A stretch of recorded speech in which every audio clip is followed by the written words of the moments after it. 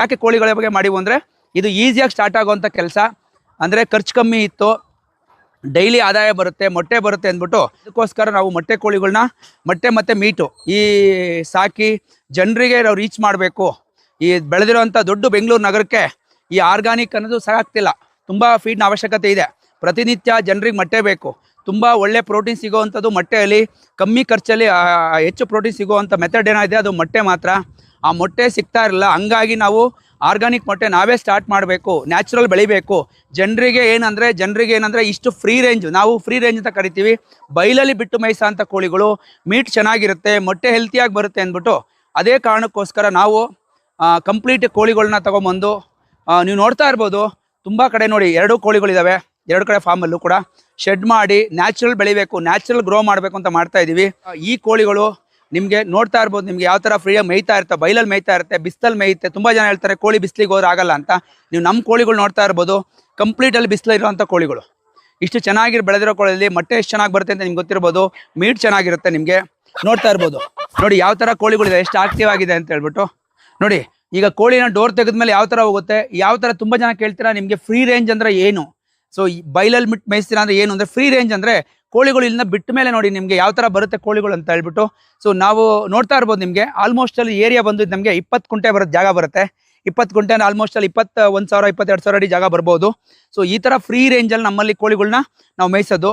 ಅದಕ್ಕೆ ಅಂತ ನೋಡ್ತಾ ಇರ್ಬೋದು ನೀವು. 2 ನಮಗೆ ಮಧ್ಯಾಹ್ನದ ಹೊತ್ತು ಬಿಸಿಲಲ್ಲಿ ಕೋಳಿಗಳಿಗೋಸ್ಕರ ನಾವೇನು ಮಾಡಿದ್ದೀವಿ, ನೆಳ್ಳಲ್ಲಿರಲಿ ಅಂತ ಹೇಳ್ಬಿಟ್ಟು 2 ಟೆಂಪ್ರವರಿ ಶೆಡ್ ಮಾಡಿದ್ದೀವಿ. ಯಾಕೆ ಟೆಂಪ್ರವರಿ ಶೆಡ್ ಅಂದರೆ ನೈಟು ನೋಡಿ, ಈಗ ಮಧ್ಯಾಹ್ನ ಬಿಸಿಲಲ್ಲಿ ಕೆಲವೊಂದು ಕೋಳಿ ಎಲ್ಲ ನೆಳ ನಿಲ್ತವೆ. ಸೊ ಕೆಲವೊಂದು ಶೆಡ್ ಒಳಗಡೆ ಹೋಗ್ತವೆ, ಕೆಲವೊಂದು ಬಂದು ನಿಮಗೆ ಇಲ್ಲಿ ನಿಂತ್ಕೊಳುತ್ತೆ. ಇದು ಅವಕ್ಕೆ ಎಲ್ಲಿ ಇಷ್ಟ ಬರುತ್ತೋ ಆ ಥರ ಇರುತ್ತೆ. ಫ್ರೀ ರೇಂಜ್ ಅಂದರೆ ಅದಕ್ಕೆ ಯಾವುದೇ ರಿಸ್ಟ್ರಿಕ್ಷನ್ ಇರಬಾರ್ದು. ರಿಸ್ಟ್ರಿಕ್ಷನ್ ಇದ್ದಂಗೆ ಫ್ರೀ ರೇಂಜಲ್ಲಿ ಕಡಿಮೆ ಖರ್ಚಲ್ಲಿ ನಾವು ಮಾಡಿರುವಂಥ ಕಡಿಮೆ ಖರ್ಚು.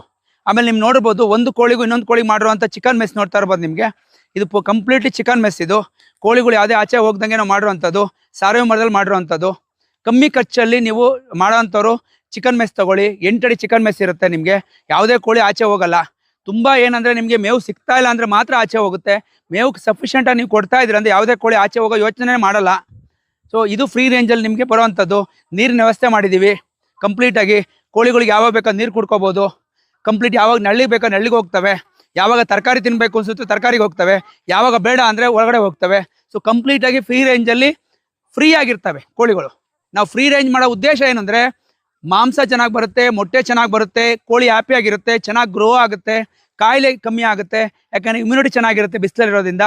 ಈಗ ನಾವೇ ಬಿಸಿಲಲ್ಲಿದ್ರೆ ನಾವು ಹೆಂಗಿರ್ತೀವಿ ನಾವು. ಸೊ ಆ ಇಮ್ಯುನಿಟಿನ ನಾವು ಕೋಳಿಗಳು ನೋಡಿದ್ರೆ ಕೋಳಿ ಚೆನ್ನಾಗಿರ್ತವೆ. ಯಾರು ನಾಟಿ ಕೋಳಿ ಸಾಕಾಣಿಕೆ ಮಾಡಬೇಕು ಅಂತ ಇದ್ರೆ ಅವರು ಕೋಳಿ ಶೆಡ್ ಹೆಂಗಿರಬೇಕು ಅಂದರೆ, ಈ ಶೆಡ್ ಬಂದು ನಿಮಗೆ 21/69 ಈ ಥರ 21, ಈ ಥರ 69 ಅಡಿ ಇದೆ ಜಾಗ. ಇದು ಶೆಡ್ ಜಾಗ. ಇದು ಶೆಡ್ಡಿಗೆ ಮೇಜರ್ ಯಾರೇ ನಾಟಿ ಕೋಳಿ ಸಾಕಾಣಿಕೆ ಮಾಡಬೇಕಾದ್ರು ತುಂಬ ಮೇಜರ್ ಆಗಿರೋದು ಡೋರು. ಯಾಕೆ ಡೋರು ತುಂಬ ಇಂಪಾರ್ಟೆಂಟ್ ಅಂದರೆ, ನಿಮಗೆ ಡೋರಲ್ಲಿ ಏನಾಗುತ್ತೆ, ಕೋಳಿಗಳಿಗೆ ಒಂದೇ ಸರಿ ಆಚೆ ಬರುತ್ತೆ ಎಲ್ಲ ಕೋಳಿಗಳು. ನಿಮಗೆ ಹಸು ಥರ ಎಮ್ಮೆ ಥರ ಅಲ್ಲ. ನೋಡಿ ನಾವು ಯಾವ ಥರ ಡೋರ್ ಮಾಡಿದ್ದೀವಿ ಅಂದರೆ ಕಂಪ್ಲೀಟಾಗಿ. ಸೊ ಒಂದು ಸರಿ ಡೋರ್ ಎಳೆದ್ಬಿಟ್ರೆ ನೋಡಿ, ನೋಡ್ತಾ ಇರ್ಬೋದು ನಿಮಗೆ ಯಾವ ಥರ ಡೋರ್ ಇದೆ ಅಂತ. ಈ ಥರ ಡೋರ್ ಮಾಡೋದ್ರಿಂದ ನಿಮಗೆ ಒಂದೇ ಸರಿ ನೀವು ಬೆಳಗ್ಗೆ ಬಂದು ಕಂಪ್ಲೀಟಾಗಿ ಈ ಥರ ಡೋರ್ ತೆಗೋದ್ರಿಂದ ಯಾವುದೇ ಕೋಳಿಗಳು ಎಲ್ಲ ಒಂದೇ ಸರಿ ಆಚೆ ಬಂದುಬಿಡುತ್ತೆ. ಯಾವುದೇ ಕೋಳಿ ತುಳಿತ ಆಗಲ್ಲ. ಮೇಜರಾಗಿ ತುಳಿತ ಆಗಬಾರ್ದು ಅಂದರೆ ಸೊ ಆ ಕೋಳಿಗಳಿಗೆ ಈ ಥರ ಫ್ರೀಯಾಗಿ ಆಚೆ ಬರೋದಕ್ಕೆ ಈಸಿ ಆಗಬೇಕು. ಸೊ ಹಂಗೆ ಬನ್ನಿ, ನಿಮಗೆ ಒಳಗಡೆ ತೋರಿಸ್ತೀನಿ ಬನ್ನಿ. ನಿಮಗೆ ನೈಟಲ್ಲಿ ಕೋಳಿಗಳು ಯಾವ ಥರ ಕೂತ್ಕೊಳುತ್ತೆ ಅಂದರೆ, ನಾವು ನೈಟ್ ಕೂತ್ಕೊಳಕ್ಕೋಸ್ಕರ ಸ್ಟ್ಯಾಂಡ್ ಮಾಡಿದ್ದೀವಿ. ಅವು ನೈಟ್ ಕೂತ್ಕೊತವೆ. ಕೋಳಿ ಇದ್ರ ಮೇಲೆ ಅದು ಕೂತ್ಕೊಂಡಿದ್ದಾವೆ ಅಂದರೆ, ನೈಟಲ್ಲಿ ಇದ್ರ ಮೇಲೆ ನಿದ್ದೆ ಮಾಡ್ತಾ ಇದೆ ಅಂದರೆ ಆ ಕೋಳಿಗಳಿಗೆ ಶಕ್ತಿ ಇದೆ ಅಂತ ಅರ್ಥ. ಯಾವ ಕೋಳಿ ನೆಲದಲ್ಲಿ ಕೂತಿರುತ್ತೋ ಆ ಕೋಳಿಗಳಿಗೆ ಶಕ್ತಿ ಕಮ್ಮಿ ಇದೆ ಅಂತ. ಯಾವಾಗಲೂ ಕೋಳಿಗಳು ಮೇಲೆ ಎತ್ತು ಕೂತ್ಕೋಬೇಕು. ನಮ್ಮ ಕೋಳಿಗಳು ಮೇಲೆ ಯಾವ ಥರ ಕೂತ್ಕೊಳುತ್ತೆ ಅಂತ ನಾವು ಮಾಡಿರುವಂಥ ಮೆಥಡ್ ಇದು. ನೋಡಿ ಇಲ್ಲಿ ಕೆಳಗಡೆ ಏನು ನಾವು ಸಿಮೆಂಟು ಅಥವಾ ಗಾರೆ ಏನೂ ಮಾಡಿಲ್ಲ. ಇದು ತುಂಬ ಸ್ಟ್ರೆಚ್ಚರ್. ನೋಡಿ ನಿಮಗೆ ಒಂದು ಕಡೆ 8 ಮರ ಬೇಕಾಗುತ್ತೆ. ನೋಡಿ ಈ ಥರ ನೋಡಿ, ನಿಮ್ಗೆ ನೋಡ್ತಾ ಇರ್ಬೋದು. ನಿಮಗೆ ಸಾರ್ವೆ ಮರ ಪ್ಲಸ್ ಹಗ್ಗ, ಸಾರ್ವೆ ಉರಿ, ಈ 2 ಕಟ್ಕೊಂಡು ನಾವು ಮಾಡಿರುವಂಥ ಸ್ಟ್ರೆಚ್ಚರ್ಸು. ಆಲ್ಮೋಸ್ಟ್ ಒಂದು ಸ್ಟ್ರೆಚ್ಚರ್ ಮೇಲೆ ನಮಗೆ ಒಂದು ಲೈನಲ್ಲಿ ಕಮ್ಮಿ ಅಂದರೂ ಕೂಡ ನಮಗೆ ಒಂದು 50 ಕೋಳಿ ಕೂತ್ಕೊಳುತ್ತೆ ಜನರಲ್ ಆಗಿ. ಸೊ ಈ ಸಾರ್ವೆ ಮರದಲ್ಲಿ ಒಂದು 50 ಕೋಳಿ ಕೂತ್ಕೊಳುತ್ತೆ. ಈ ಎಂಟು ಸ್ಟ್ರೆಚ್ಚಲ್ಲಿ ನಮ್ಗೊಂದು 150ಇಂದ 200 ಕೋಳಿ ಕೂತ್ಕೊಳುತ್ತೆ. ಮತ್ತು ಈ ಕಡೆ ನೋಡ್ತಾ ಇರ್ಬೋದು, ಕೆಲವು ಕೋಳಿಗಳಿಗೆ ಈ ಥರ ಕೂಡ ಮಾಡಿದ್ದೀವಿ. ಈ ಸ್ಟ್ರೆಚ್ಚರ್ಸು ಕೂತಿರುತ್ತೆ ನಿಮಗೆ ಕೋಳಿ. ಮತ್ತು ಯಾವಾಗ ನಾವು ಬೆಳಗ್ಗೆ ಬಾಗಿಲು ತೆಗಿತೀವಿ ಎಲ್ಲ ಕೋಳಿ ಒಂದೇ ಸರಿ ಆಚೆ ಹೋಗ್ಬಿಡುತ್ತೆ. ನೀವು ನೋಡ್ತಾ ಇರ್ಬೋದು, ಸೀಟ್ ಬಂದು ನಮ್ಮದು ಮೇಜರಾಗಿ ಸಿಮೆಂಟ್ ಶೀಟ್ ಹಾಕಿದ್ದೀವಿ. ಯಾಕೆ ಈ ಥರ ಸಿಮೆಂಟ್ ಶೀಟ್ ಹಾಕಿದ್ದೀವಿ, ತುಂಬ ಹೈಟ್ ಬೇಕಾಗಿಲ್ಲ. ಆಮೇಲೆ ಸೈಡಲ್ಲಿ ನೋಡ್ತಾ ಇರ್ಬೋದು, ನಿಮಗೆ ಚಿಕನ್ ಮೆಸ್ ಹಾಕಿದ್ದೀವಿ. ಸುತ್ತ 2 ಲೈನು ಆಲೋ ಬ್ಲಾಕ್ ಇಡ್ಸಿದ್ದೀವಿ. ಯಾವುದೇ ನೀರು ಬಂದರೆ ಒಳಗಡೆ ಬರಬಾರ್ದು ಅಂತ ಹೇಳ್ಬಿಟ್ಟು. ಒಂದು ಕೋಳಿ ನಿಮಗೆ ಆಲ್ಮೋಸ್ಟ್ ಅಲ್ಲಿ ಒಂದು 180 ಮೊಟ್ಟೆಯಿಂದ 220 ಮೊಟ್ಟೆ 240ವರೆಗೂ ಮೊಟ್ಟೆ ಇಡುತ್ತೆ. ಡಿಪೆಂಡ್ ಅಪಾನ್ ಬ್ರೀಡ್ ಮೇಲೆ ಡಿಪೆಂಡ್ ಆಗುತ್ತೆ. ಅದಾದ್ಮೇಲೆ ನಿಮಗೆ 16ರಿಂದ 18 ತಿಂಗಳವರೆಗೂ ನಾವು ಮೀಟಿಗೆ ಕೊಡ್ಬೋದು ಕೋಳಿನ. ಮೀಟಿಗೆ ಕೊಡೋದ್ರಿಂದ ನಿಮಗೆ ನಿಮ್ಮ ಕೋಳಿ ವಾಪಸ್ ನಿಮಗೆ ನಿಮ್ಮ ರೆವಿನ್ಯೂ ನಿಮ್ಗೆ ವಾಪಸ್ ಬರುತ್ತೆ. ಮತ್ತೆ ನೀವು ಹೊಸ ಮರಿ ಹಾಕ್ಕೊಂಡು ನೀವು ಕಂಟಿನ್ಯೂ ಮಾಡ್ಬೋದು. ನಿಮಗೆ ಚಾಲೆಂಜಸ್ ಬಗ್ಗೆ ಕಂಪ್ಲೀಟ್ ಗೊತ್ತಿರಬೇಕು ಅಂದರೆ ನಿಮಗೆ ಕೋಳಿ ಸಾಕಾಣಿಕೆ ಬಗ್ಗೆ ಪ್ರತಿನಿತ್ಯ ಫೀಡ್ ಬಗ್ಗೆ ಆಗಿರ್ಬೋದು, ಕಾಯಿಲೆ ಬಗ್ಗೆ ಆಗಿರ್ಬೋದು, ಮತ್ತು ಮಾರ್ಕೆಟ್ ಬಗ್ಗೆ ಆಗಿರ್ಬೋದು. ಇದು ನೀವು ತುಂಬ ತಿಳ್ಕೊಬೇಕಾಗಿರೋದು ಮಾರ್ಕೆಟ್ ಹೆಂಗೆ, ನಾನು ಮಾರೋಕ್ಕಾಗಲ್ವಾ ಅಥವಾ ಯಾರೋ ಅವ್ರನ್ನ ಸೆಟಪ್ ಮಾಡ್ಕೋಬೇಕು. ಈ ಚಾಲೆಂಜಸ್ನೆಲ್ಲ ನೀವು ಮುಂಚೆ ರೆಡಿ ಮಾಡಿಕೊಂಡು, ಚಾಲೆಂಜಸ್ ಇರುತ್ತೆ ಅದೇ ಥರ ಆದಾಯನೂ ಇರುತ್ತೆ.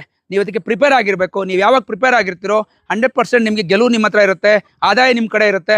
ನೀವು ಕೋಳಿ ಸಾಕಾಣಿಕೆ ನೆಮ್ಮದಿಯಾಗಿ ಮಾಡ್ಬೋದು. ಈ ಕೋಳಿನ ನಾನು ಮೊಟ್ಟೆಗೆ ಮಾರೋಕ್ಕಾಗಲ್ಲ, ನಾನು ಮಾಂಸಕ್ಕೆ ಮಾರ್ತೀನಿ ಅಂದರೆ ನೀವು ಆದಷ್ಟು ಮೊಟ್ಟೆನ ನಿಮಗೆ ಕೋಳಿನ ನೋಡಿ ಒಂದು 3 ತಿಂಗಳು 108 ದಿನ 109 ದಿನ 100 ದಿನ ಆದಮೇಲೆ ನೀವು ಮಾರ್ಕೆಟ್ಗೆ ಸೇಲ್ ಮಾಡಬೇಕು. ಮೀಟ್ ಪರ್ಪಸ್ಗೆ ನೀವು ಮಾಡ್ತಾ ಇದ್ದೀರಾ ಅಂದರೆ, ನೀವು ಅದ್ರ ಮೇಲೆ ಸಾಕ್ತಾ ಇದ್ದೀರಾ ಅಂದರೆ ನಿಮಗೆ ಫೀಡ್ ಖರ್ಚು ಬರುತ್ತೆ, ಕೋಳಿ ಗ್ರೋತ್ ಆಗಲ್ಲ. ಕೋಳಿ ಯಾಕೆಂದರೆ ನಿಮಗೆ ಕೋಳಿಗಳು ಹೆಂಗೆ ನಿಮಗೆ 100 ದಿನಕ್ಕೆ ನೀವು ಮಾರ್ಬಿಡ್ಬೇಕು, ಇಲ್ಲಾಂದರೆ ಖರ್ಚು ಜಾಸ್ತಿ ಬರುತ್ತೆ. ಮೊಟ್ಟೆಗೆ ಮಾರೋದೇ ಬೇರೆ, ಮೀಟಿಗೆ ಮಾರೋದೇ ಬೇರೆ. ಮೀಟಿಗೆ ನೀವು ಮಾರ್ತಾ ಇದ್ದೀರಾ ಅಂದರೆ ನೀವು ಆದಷ್ಟು 100 ದಿನ ಆದಮೇಲೆ ಇಟ್ಕೋಬಾರ್ದು, ಆದಷ್ಟು 100 ದಿನ ಆಗ್ದಂಗೆ ಸ್ಟಾರ್ಟ್ ಮಾಡ್ಬೇಕು ಮಾರೋದಕ್ಕೆ ಸೆಲ್ಲಿಂಗ್ ಪ್ರೈಸ್. ಆವಾಗ ನೀವು ಒಂದು ಕೋಳಿ ಬಂದು ನಿಮಗೆ 1.5ರಿಂದ 1.25 2 kg ಈ ರೇಂಜಲ್ಲಿ ಬಂದಿರುತ್ತೆ. ನಿಮ್ಗೆ ಆದಾಯ ಕೂಡ ಹಂಗೆ ಬರುತ್ತೆ, ನಿಮಗೆ ಖರ್ಚು ಕಮ್ಮಿ ಇರುತ್ತೆ. ಅದಾದಮೇಲೆ ನೀವು ಕೋಳಿ ಇಟ್ಕೊಂಡ್ರೆ ನಿಮ್ಗೆ ಖರ್ಚು ಜಾಸ್ತಿ ಬರುತ್ತೆ, ಕೋಳಿ ಗ್ರೋತ್ ಆಗಲ್ಲ. ನೋಡಿ ನಮ್ಮ ಹೈಡ್ರೋಪೋನಿಕ್ನ ನಮ್ಮ ಕೋಳಿಗಳು ಯಾವ ಥರ ತಿಂತಾ ಇದ್ದಾವೆ, ಯಾವ ಥರ ಇಷ್ಟ ಬೀಳ್ತವೆ ಅಂತ ಹೇಳ್ಬಿಟ್ಟು ನೋಡ್ತಾ ಇರ್ಬೋದು ನೀವು. ಅವು ಯಾವ ಥರ ನಮ್ಮ ಹಿಂದೆ ಬರ್ತಾ ಇದೆ ಅಂತ ಹೇಳ್ಬಿಟ್ಟು. ಯಾಕೆ ಇವಕ್ಕೆ ಇಷ್ಟ ಅಂದರೆ ಇದರಲ್ಲಿ ಯಥೇಚ್ಛವಾಗಿ ಪ್ರೋಟೀನ್ ಇದೆ, ವೆಯ್ಟ್ ಜಾಸ್ತಿ ಬರುತ್ತೆ ಕೋಳಿದು, ಮೊಟ್ಟೆ ಕೂಡ ಹೆಲ್ತಿಯಾಗಿ ಬರುತ್ತೆ. ನೋಡ್ತಾ ಇರ್ಬೋದು ನಿಮ್ಗೆ ಯಾವ ಥರ ತಿಂತಾ ಇದ್ದಾವೆ ಅಂತ ಹೇಳ್ಬಿಟ್ಟು. ನೋಡಿ ಯಾವ ಥರ ಎಷ್ಟು ಇಷ್ಟ ತಿಂತಾ ಇದ್ದಾವೆ ಅಂತ ನೋಡ್ತಾ ಇರ್ಬೋದು ನೀವು. ಕೋಳಿಗಳಿಗೆ ಹೈಡ್ರೋಪೋನಿಕ್ ಅಂದರೆ ತುಂಬ ಇಷ್ಟ. ಎಷ್ಟು ಇಷ್ಟ ಅಂತ ನೀವೇ ನೋಡ್ತಾ ಇರ್ಬೋದು. ಹಸಿ ಮೇವು ಬರೀ ಹಸು ಎಮ್ಮೆಗಳಿಗೆಲ್ಲ ಕೋಳಿಗಳು ಆಗುತ್ತೆ. ಅತಿ ಹೆಚ್ಚು ಇದರಲ್ಲಿ ಬರೋ ಅಂಥ ಬೇರ್ನ ತುಂಬ ಇಷ್ಟ ತಿಂತವೆ. ನಿಮಗೆ ವೈಟ್ ಬೇರ್ ಏನಿದೆಯಲ್ಲ ಇದು ತುಂಬ ಚೆನ್ನಾಗಿ ತಿಂತವೆ. ತುಂಬ ಜನ ಹೇಳ್ತಾರೆ ಕೋಳಿಗಳು ತಿನ್ನುತ್ತಾ ಹೈಡ್ರೋಪೋನಿಕ್ ಅಂತ ಹೇಳ್ತಾರೆ. ಇಲ್ಲಿ ನೋಡ್ತಾ ಇರ್ಬೋದು ನೀವು, ಕೋಳಿಗಳ ಕಡೆ ಹೈಡ್ರೋಪೋನಿಕ್ ತಿನ್ನೋಕ್ಕೆ ನೀವೇ ನೋಡ್ತಾ ಇರ್ಬೋದು ಯಾವ ಥರ ತಿಂತಾ ಇದೆ ಅಂತ ಹೇಳ್ಬಿಟ್ಟು. ಇದರಲ್ಲಿ ಯಾವುದು ಕೂಡ ವೇಸ್ಟ್ ಆಗಲ್ಲ. ನೀವು ನೋಡ್ತಾ ಇರ್ಬೋದು ಪ್ರತಿಯೊಂದನ್ನು ಕೂಡ ತಿನ್ನುತ್ತೆ. ಯಾವುದೇ ಕೆಮಿಕಲ್ ಇಲ್ದರೆ ಬೆಳೆಯುವಂಥದ್ದು ಅಂದರೆ ಅದು ಹೈಡ್ರೋಪೋನಿಕ್ಕು. ಇದಕ್ಕೆ ಯಾವುದೇ ಗೊಬ್ಬರದ ಅವಶ್ಯಕತೆ ಇಲ್ಲ. DAP ಹಾಕಬೇಕು ಅಥವಾ ಸೀಮೆ ಗೊಬ್ಬರ ಹಾಕಬೇಕು ಅಥವಾ ದನಿಂಗ್ ಗೊಬ್ಬರ ಹಾಕಬೇಕು, ಯಾವ ಅವಶ್ಯಕತೆಯೂ ಕೂಡ ಇಲ್ಲ. ಇದಕ್ಕೆ ಯಾವುದು ಹಾಕ್ದಲೇ ಬರುವಂಥ ಮೇವಿದು. ನಮ್ಮ ಕೋಳಿಗಳಿಗೆ ಪ್ರತಿನಿತ್ಯ ಅದಕ್ಕೆ ಫೀಡ್ ಬೇಕು. ಈಗ ಯಾವುದೇ ಪ್ರಾಣಿ ಇದೆ ಅಂದರೆ ಪ್ರತಿದಿನ ನಮ್ಗೆ ಹೆಂಗೆ ಊಟ ಬೇಕು ಅದು ಜಲ್ದಿ ಫೀಡ್ ಬೇಕು.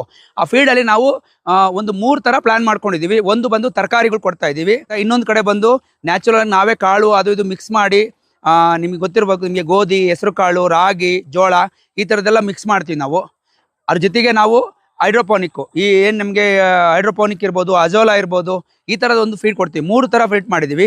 ಮೇಜರಿ ಬಂದು ನಾವು ತರಕಾರಿ ಪ್ರತಿನಿತ್ಯ ನಮ್ಮ ಒಂದು ಆಲ್ಮೋಸ್ಟ್ ಅಲ್ಲಿ ಒಂದು 2000 ಕೋಳಿ ಇದೆ ಇಲ್ಲಿ. 2000 ಕೋಳಿಗಳಿಗೆ ಪ್ರತಿನಿತ್ಯ ನಾವು ಆಲ್ಮೋಸ್ಟ್ ಅಲ್ಲಿ ಒಂದು 100 kg ಅಷ್ಟು ತರಕಾರಿ ಹಾಕ್ತೀವಿ. ಅದೇ ಥರ ನಮಗೆ ಹೈಡ್ರೋಪೋನಿಕ್ ಆಲ್ಮೋಸ್ಟ್ ಅಲ್ಲೂ ಒಂದು 80 kgವರೆಗೂ ಹಾಕ್ತೀವಿ. 2 ಟ್ರೈನ ಒಂದು 8 ಟ್ರೈ ಹಾಕ್ತೀವಿ ನಾವು ಹೈಡ್ರೋಪೋನಿಕ್ ಅನ್ನೋದು.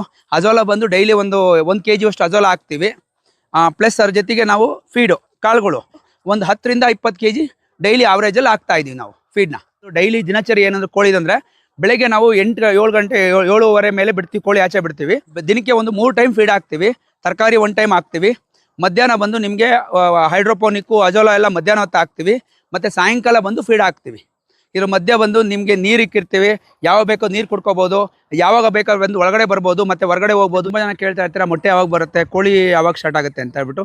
ಯಾವುದೇ ಕೋಳಿ ಒಂದು ದಿನದ ಮರಿಯಿಂದ 6 ತಿಂಗಳು ಆಗಬೇಕು ಮೊಟ್ಟೆ ಸ್ಟಾರ್ಟ್ ಆಗೋದಕ್ಕೆ. ಅಂದರೆ 4.25 ತಿಂಗಳಿಂದ ಮೊಟ್ಟೆ ಬರೋಕ್ಕೆ ಸ್ಟಾರ್ಟ್ ಆಗುತ್ತೆ. ಬಟ್ ಆದರೆ ಮೊಟ್ಟೆ ಕಂಪ್ಲೀಟ್ ಬರಬೇಕು ಅಂದರೆ ಅದು 6 ತಿಂಗಳು ಬೇಕಾಗುತ್ತೆ. ಈಗ ನೋಡಿ ಇಲ್ಲಿ ನೋಡ್ತಾ ಇರ್ಬೋದು, ಒಂದು 1000 ಕೋಳಿ ಇದೆ. ಈ 1000 ಕೋಳಿಯಿಂದ ನಿಮಗೆ 1000 ಮೊಟ್ಟೆ ಬರಲ್ಲ, ಡೈಲಿ ಬರಲ್ಲ. ಮಿನಿಮಮ್ ಅಂದರೆ ನಿಮಗೆ 500ರಿಂದ 600 ಮೊಟ್ಟೆ ಡೈಲಿ ಬರುತ್ತೆ. ಈ 500 ಮೊಟ್ಟೆ ಬರಬೇಕು ಅಂದರೆ ಈಗ ನಮಗೆ ಕೋಳಿ ಖರ್ಚಿರ್ಬೋದು, ಮೊಟ್ಟೆ ನಾವು ಜನರೇಟ್ ಮಾಡೋದಿರ್ಬೋದು. ಇದು ಹೆಂಗೆ ಅಂದರೆ ನಿಮಗೆ ಈಗ ನಾವು ಒಂದು ಮೊಟ್ಟೆ ನಾವು 18 ರೂಪಾಯಿ ಒಂದ್ರಾಗ ಮಾರ್ತಾ ಇದ್ದೀವಿ. ನೀವು ನೋಡ್ತಾ ಇರ್ಬೋದು, ಈ ಮೊಟ್ಟೆ ನೋಡ್ತಾ ಇರ್ಬೋದು ಯಾವ ಥರ ಕಾಣ್ತಾ ಇದೆ ಅಂತ ಹೇಳ್ಬಿಟ್ಟು. ಇದು ಕಂಪ್ಲೀಟಾಗಿ ಈ ಬರೋವಂಥ ಕೋಳಿಯಿಂದ ಬರೋವಂಥ ಮೊಟ್ಟೆ ಇದು.